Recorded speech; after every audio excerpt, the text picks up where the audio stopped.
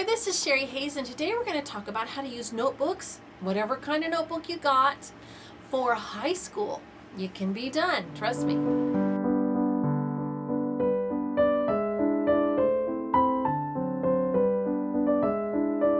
So last time we talked about what you would do for lower, middle, upper elementary. Now we're going to use the notebooks for, like, let's say middle school, upper high school. Okay, up to that point. All right, so I've got some examples here of some really cool stuff. So this is one of my daughters. This was when she's more middle school age, and something she's done. It's really a simple. Let me show you. So this is what she's done with her Bible study. If you can see that, isn't it terrific? Yeah, so she's just copied it, basically, and colored about it. And so that was something really simple to do. However, there are other things that you can do, and you don't always, like, for the upper grades, you can splurge a little bit because you're probably pretty sure that your child is going to do more with a notebook.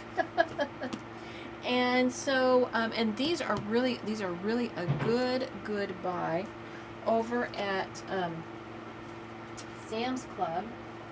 I try to get them and they are so cheap for what they are. And they include a pocket, and you know, like my children put their things. Like this is her Spencerian alphabet that she put in here. She printed out. This is some plans. This is like a little thing she was keeping track of things with, so she put that in there. And you know, it has like the year. So this is, she wrote here about maturity. So this is physical, mental, emotional, social. So she wrote something about maturity, and that was one of the things she decided to write in here. So it's a very interesting essay. She did very well. By the way, this is all done. Now, people have asked me, like, when you do the McGuffies, how do they learn to write essays? Well, you just have them write essays. And they get it because they're taught so well. And also, she's been through the different penmanship. She's been through McGuffey's penmanship, and she's left-handed, believe it or not. So she does really well for herself. And so this is her essay on that. Then this is the Providential Ages of History. And she talks about at the different times. We used the Maranatha Publishers Workbook for the Story of Liberty to put this together. And so all the girls did it. You'll see in the other notebooks they're there. And so she did that. Building on the Right Foundation, something we went through. These are her notes. This is from The World Around You. This is Story of Liberty timeline she put together. This is like she's keeping track of what she wants to do. This is ecosystems in biogeography questions. So this is something. Oh, she's doing answers for those books from John Hudson Tyner and stuff. Okay, this is Handel's Messiah. She read about it and she wrote about it. So that's something she wanted to do. That's very interesting. Very interesting stuff she learned. This is her to-do list. She likes to be organized. This is about biomes. She answered questions here. So she's doing questions from other books in here as well. Here's a to-do list she wrote down for herself. Here is aquatic ecosystems and stuff like that. So she's going through here. She's writing all this. This is the Arctic Ocean. So she wrote something about the Arctic Ocean here. Let's see. Here's some more notes. The Adventure of English notes. So English is still changing, and so I think this is from. I'm not sure what book she was. I think it's Laurie White's book that she was doing. You know, the King Alfred's English. This is The Science of Home Economics. This is another essay that she did, which is very interesting. She was only like 14 when she did. No, let's see. Oh, this is this year. Okay, so she's like 15. And here is the Statue of Liberty. She wrote about that. This is like her draft. This is Isaac Newton's Faith. She wrote about that. That was very interesting. And this is a recent one she just did. This is What Makes a Good Story. Now, she went online and she found all kinds of cool stuff, and she made her own notes. So that is something she's done with this notebook so far, and she's 15. So there's just a look at that. And here's some from her older sisters. This is one. Now this, let's see. This is, okay. That's her oldest sister. So this is one of her older sisters, and she put a little sticker on here. You can put stickers on here if you want to. This is something she was working with. This is the oldest sister. That's right. Here's some music she was working on. She put it in the pocket. Something she was learning on the piano.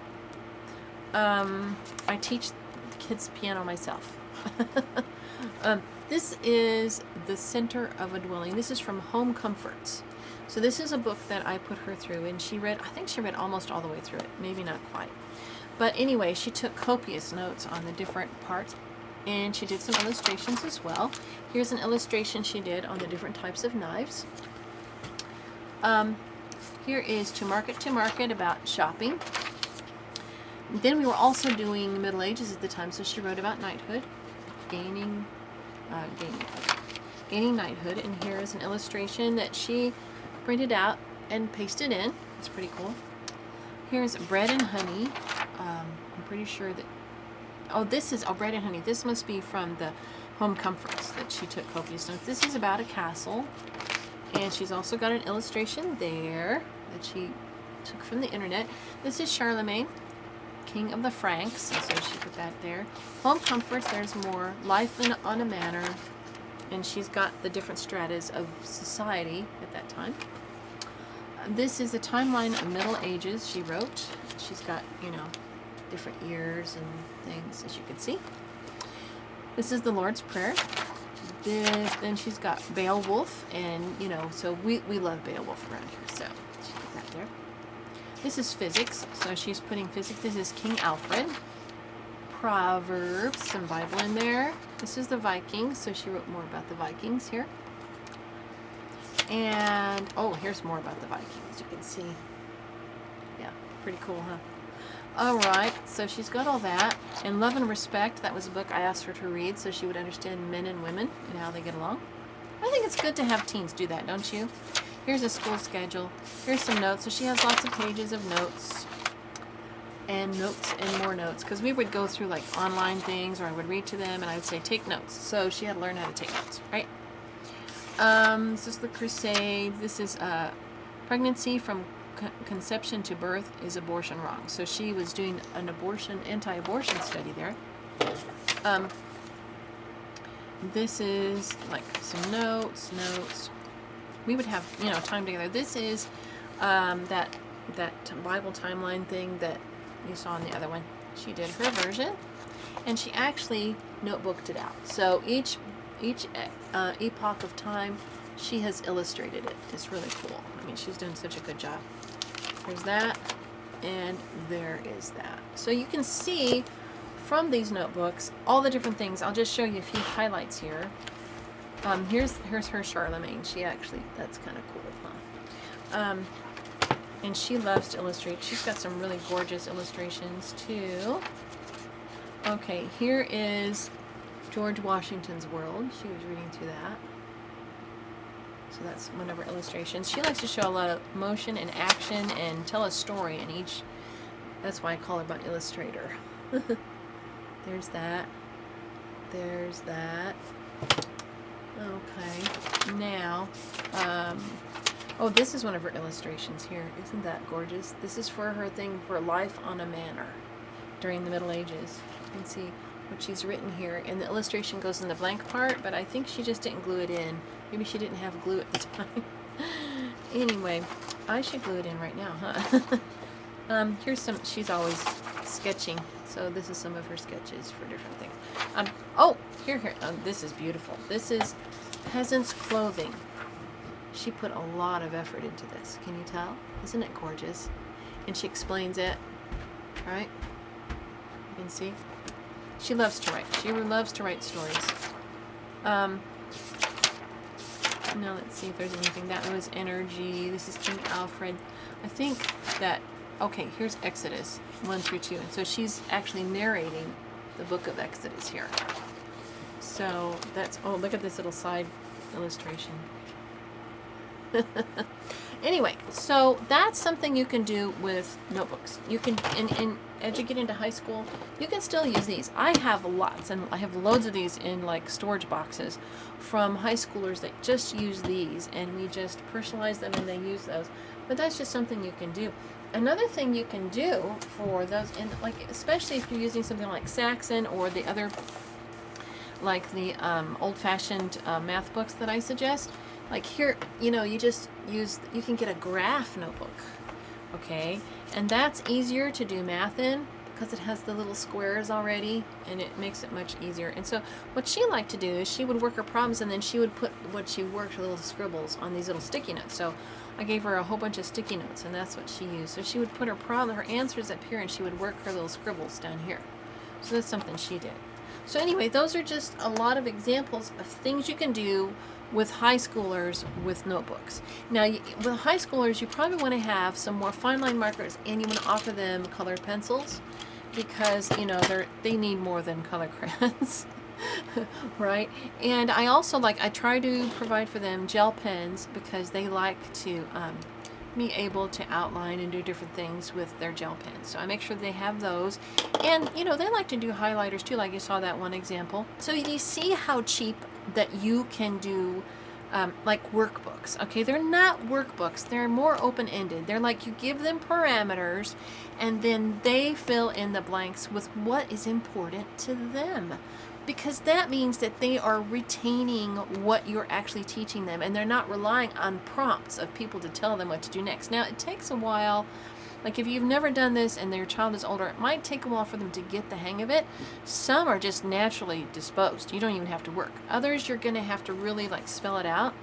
But once they get in the hang of it, one thing that encourages young men is to think about Lewis and Clark, the Lewis and Clark expedition. If you study the diaries online that they took, and you see that they took copious notes and they also did illustrations themselves in these books. I mean, how did they make it when they fell in the river and stuff? I don't know. They must have had them wrapped in oilcloth or something. But anyway, if you show them the notebooks that Lewis and Clark kept, it will encourage them. They can see these were manly men. These were macho men. These were men that, would push a boat on land in the middle of cactus with moccasins. I remember that. It was just riveting when I heard about that.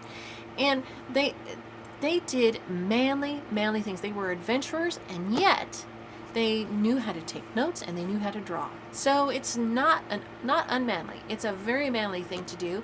I know we've separated in this time. We're so screwed up. We're so fuzzy on gender that we're so afraid. But a man is a man, and a woman is a woman, and you don't have to worry. If you're a man and you do something, then that's manly, right? If you're a woman and do something, then it's womanly. I mean, you don't have to I know we need to play roles, and we need to God has specific roles for us, but within those roles, we don't have to be worried about it as much if we trust that God knows what he's doing, and we'll just be ourselves and be our roles and be those things that God created us originally to be. Male and female, he created them, right? So that's enough of that lecture. Now I will give you something more. So I have been doing some studying. I mean, God always when you read the word a lot, and you write it, I journal the Bible all the time. When you're going through something, or if you're really alert and really sensitive and trying to listen, God will put ideas and words in your mind, and he'll remind you of things, and then he'll get you going, and you'll start studying. And anybody can do this. Okay, you can do this, right? And just be listening and expecting that ideas will pop in, and bits of the Bible will pop in your mind. Well, so what came to my mind the other day was when, because we're going through this time where, at the time that I'm videoing this, there's wars and rumors of war. I mean, all over the places. And they're trying to start up World War III, basically. And so I was reminded of 2 Kings chapter 18 and 19. And Jehoshaphat at this time, he was a godly king of Judah. And he had instructed his people that they were going to worship God, and all the people turned back to the Lord. It was really a good time for Judah. Okay. Now the northern tribes of Israel, on the other hand, had been so apostate, so reprobate, so awful, that God sent the Assyrians to carry them off. And so they were in exile at this time. And the same Assyrians were coming after Judah. And it was really troubling to Jehoshaphat. And there are times in your life when, yeah, you're doing bad, and so God will discipline you, and he'll try to bring you to himself by sending maybe some things that are troubling to you. And I think in America, that's probably where we're at right now.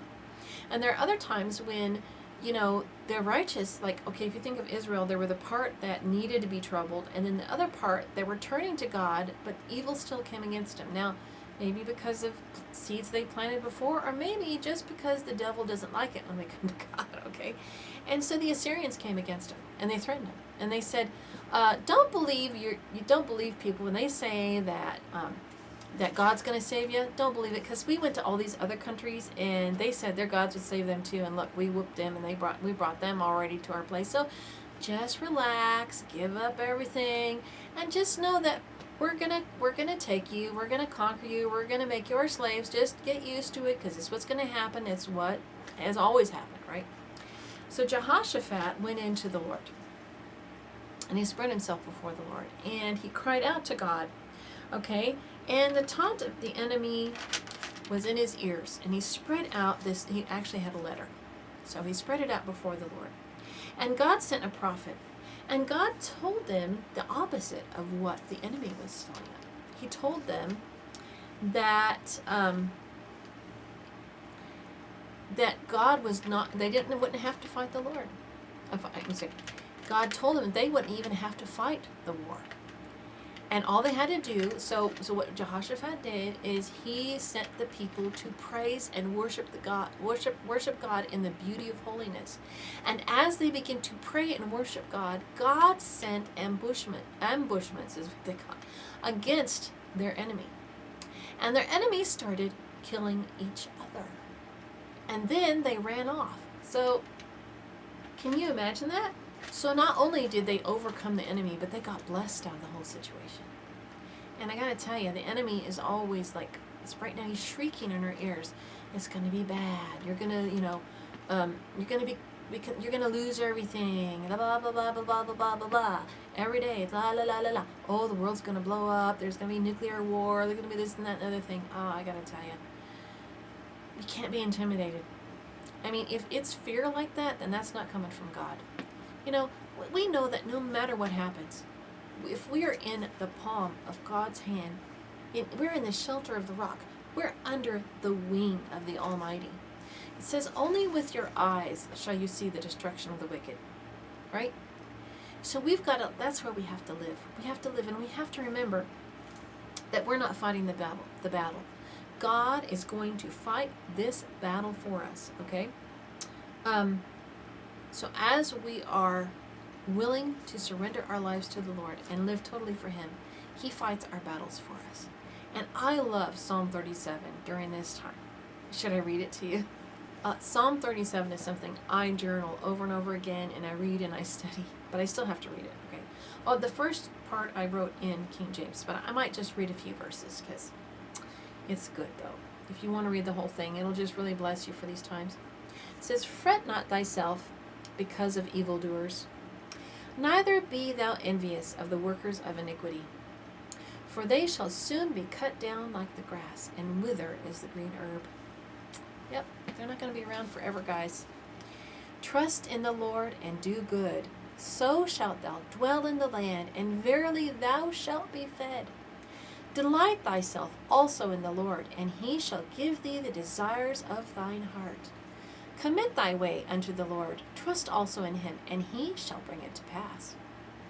And He shall bring forth thy righteousness as the light, and thy judgment as the noonday. Rest in the Lord, and wait patiently for Him. Fret not thyself in any wise to do evil, for evildoers will be cut off. But those that wait on the Lord, they shall inherit the earth. That's pretty cool, huh? For yet a little while, and the wicked shall not be. Yea, thou shalt diligently consider his place, and it shall not be. But the meek shall inherit the earth, and shall delight themselves in the abundance of peace. The wicked plotteth against the just, and gnasheth upon him with his teeth. The Lord shall laugh at him, for he seeth that his days are coming. The wicked have drawn out the sword, and have bent their bow to cast down the poor and needy, and to slay such as be of upright conversation. Their sword shall enter their own heart, and their bows shall be broken. A little that a righteous man hath is better than the riches of many wicked. For the arms of the wicked shall be broken, but the Lord upholdeth the righteous. The Lord knoweth the days of the upright, and their inheritance shall be forever. They shall not be ashamed in the evil time, and in the days of famine they shall be satisfied. So I'll stop there. That's with verse 19. So I hope that gives you a lot. I hope that what's your taste in that you'll want to read the rest of Psalm 37. It'll really bless you. You just have a wonderful day. Like and subscribe. Bye-bye.